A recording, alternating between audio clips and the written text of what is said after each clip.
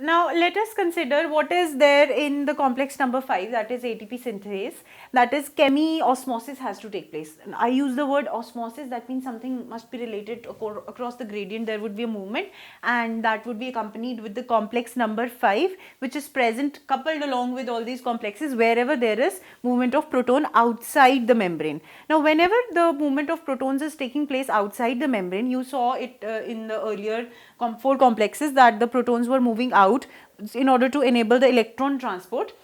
Those protons, when they move out, there is a gradient created. That means the protons which have gone outside, they would try to move inside according to the osmotic theories that say that whenever the concentration is high at one side, they have to go wherever the concentration is less, or you can consider it in terms of free energy. So the protons have to come inside the matrix, and they come inside the matrix through F0 and F1 particles, which is ATP synthase. When the protons are moving across their gradient through this F0 F1 particle, this ADP along with inorganic phosphate is converted to ATP. So in a way, the proton movement across the complex number 5 enables the generation of ATP, and for each time, every time, whenever there is movement of 3 protons across the ATP synthase, there is formation of one ATP molecule.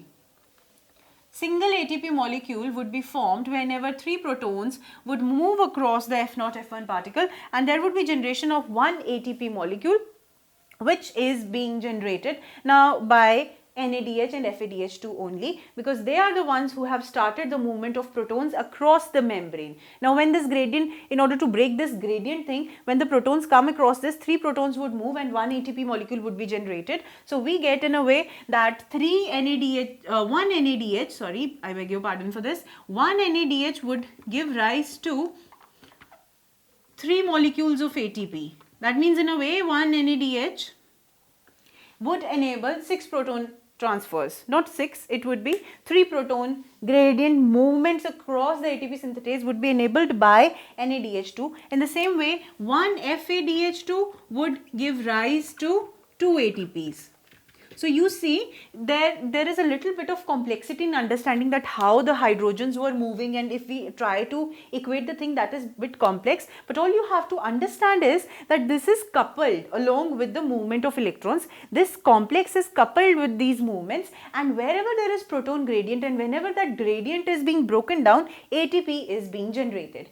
In loss of proton, 2 protons by NADH, single loss of proton, it would enable 3 times the coupled reaction where the ADP would get converted to ATP. So every time an NADH loses its proton, it is going to give rise to 3 ATPs. FADH loses its protons, it is going to give rise to 2 ATPs. So we reached to that equation where we had to reach 36 ATP generation.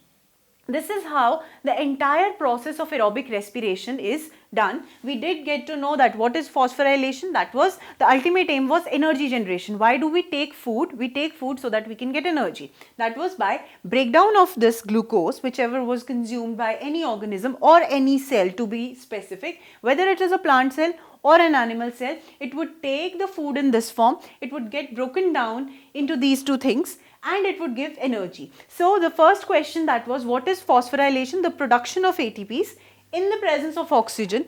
The oxygen is required as the ultimate acceptor of the electrons which have passed the electron transport system. And the last one is, what is gradient driven ATP synthesis? It is the electron transport system which enable the generation of ATP with the help of complex number 5, which works on the chemiosmosis principle, that is breaking down of the proton gradient would give rise to ATPs. So we did see that how the NADHs were NAD positive got reduced to NADH.